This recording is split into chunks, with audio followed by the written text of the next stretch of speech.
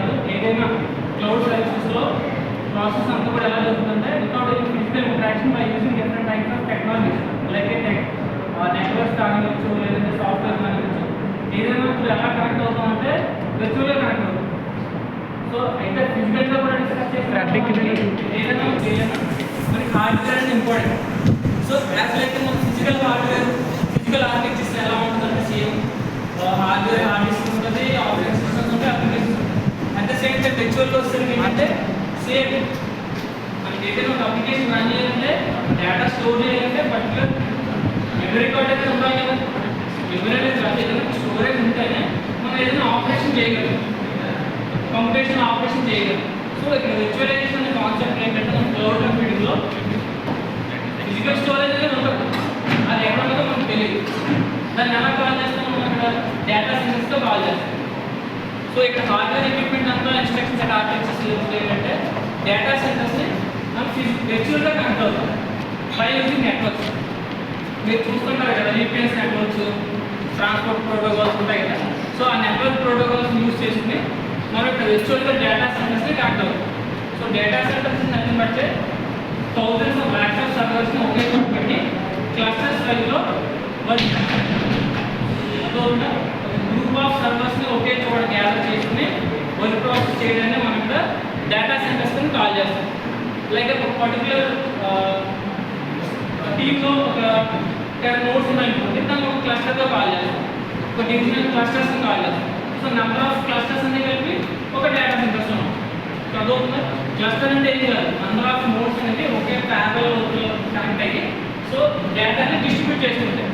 So maybe ఒక క్లస్టర్లో node failing ఉంది, వేరే నోడ్ డేటాని ప్రాసెస్ చేస్తాం, ఎక్కడ డిస్ట్రిబ్యూటెడ్ కాన్సెప్ట్. సో డేటా అనేది మల్టిపుల్ నోడ్స్లో అవైలబుల్గా ఉంటుంది. మనకి ఎప్పుడైతే క్రాష్ అయిందో అప్పుడు ఆ డేటాని మనం రిట్రైవ్ చేసుకోవచ్చు.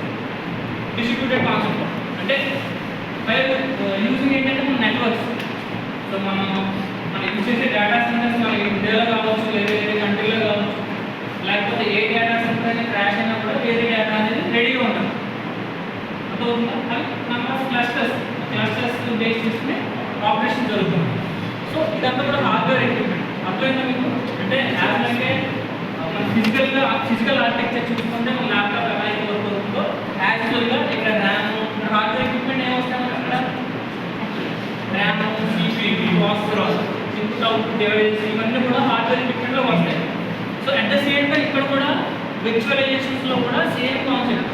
ఇక్కడ కూడా ఏదైనా మనకి హార్డ్వేర్ ఎక్విప్మెంట్ ఉంటేనే మనం ప్రాసెస్ చేయగలం. అదవుతుందండి. సో మన స్టోరేజ్ మనకి బెస్ట్ ఎగ్జాంపుల్ ఏంటంటే మన గూగుల్ క్లౌడ్.